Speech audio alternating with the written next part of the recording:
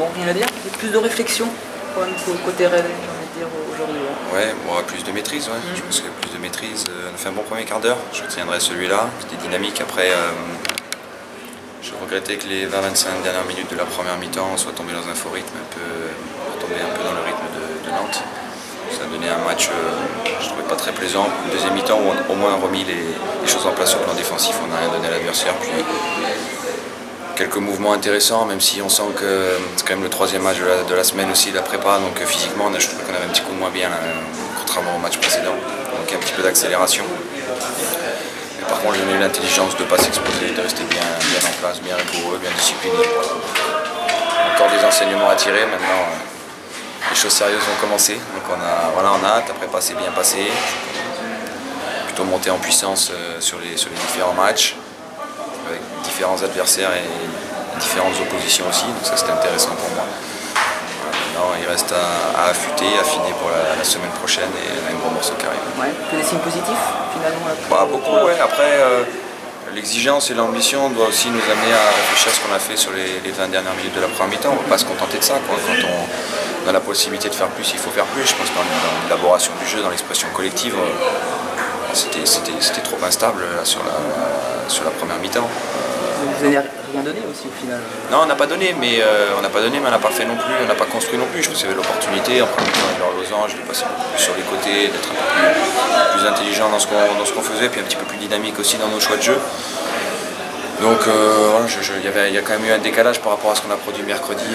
Voilà, là-dedans, mercredi, c'était vraiment très très intéressant à ce niveau-là. Après, il faut aussi être bien physiquement pour pouvoir le faire. Peut-être que la dimension athlétique est un peu pesée aussi aujourd'hui. Mais bon, l'intérêt, c'est d'avoir gardé notre cage jaune violet. C'est la première fois aussi depuis le début de la prépa, d'avoir passé très très peu d'occasions, d'avoir donné grand-chose à l'adversaire et d'être resté, j'ai trouvé les gars très rigoureux, très disciplinés jusqu'à la fin. Donc ça aussi, ce sont des signaux positifs. Voilà, maintenant on a beaucoup de joueurs, beaucoup de bons joueurs, on pourra faire les choix tranquillement et après le championnat est aussi long, on aura l'occasion de faire jouer tout le monde.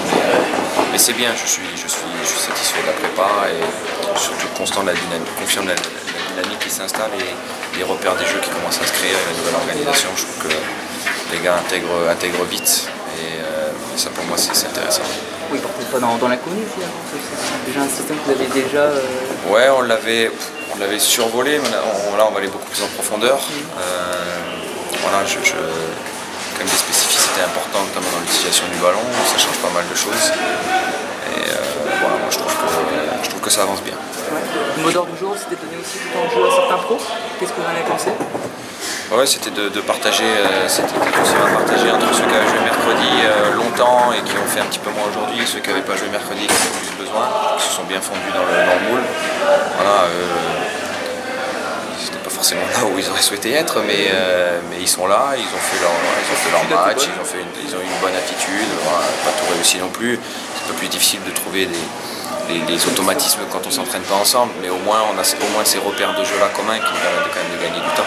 Donc c'était très respectueux par rapport à ça, très rigoureux, donc voilà, l'attitude a été parfaite. Un garçon comme Messadani là qui a été plutôt intéressant. On sent que il aime défendre, il adore défendre.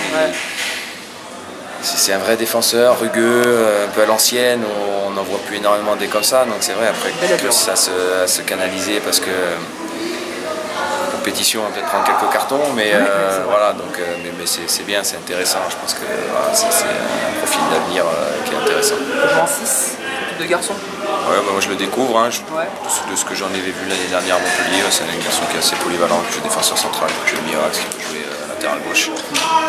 Je pense que son poste de défenseur central est un poste qui lui convient bien aujourd'hui. Vous allez partir avec quelle étiquette finalement ce nouveau championnat? Nous on va arriver avec beaucoup d'humilité, il ne faut pas oublier qu'on monte de CFA2 quand même, et qu'on découvre ce championnat. Donc on part un peu dans l'inconnu. On a la volonté de continuer à faire grandir les jeunes et puis surtout de mettre en principe tout ce qu'on doit mettre en principe sur le 4-4-2. Puis après si on est bon et qu'on fait des bons matchs, les résultats suivront. Mais pas qu'on ait une étiquette particulière. Pour l'instant moi je nous colle l'étiquette du promu. Et puis après on verra au fur et à mesure ce que ça donnera. Connaissant les objectifs quand même. Ouais, les résultats passent toujours par la dynamique collective et le jeu qu'on arrivera à mettre en place. Si on est cohérent sur le plan défensif, si on défend bien, si on arrive à être bon dans la construction du jeu, dans l'utilisation du ballon. on en mettra certainement l'adversaire sévère en difficulté. Après, mais gagner les matchs, ça se décrète pas comme ça. C'est pas parce qu'on est le Stade Rennais qu'on va gagner les matchs. Ça se mérite. Donc il y a des choses à faire, des choses à mettre en place. Je trouve que la dynamique, elle est plutôt bonne. Mais on va quand même rentrer dans cette compétition avec beaucoup d'humilité, parce qu'on la découvre. Et par expérience, je sais qu'il y a une grande différence entre ce qui se passe sur les matchs amicaux et ce qui se passe en compétition. Qu'à voir l'année dernière, on avait fait une campagne de matchs amicaux aussi plutôt intéressante. Et puis on avait souffert sur les premiers matchs, notamment à Granville, où au bout d'une minute on était mené 2-0 parce qu'on avait été pris par l'intensité. Donc depuis, les garçons ont bien grandi, ont bien mûri.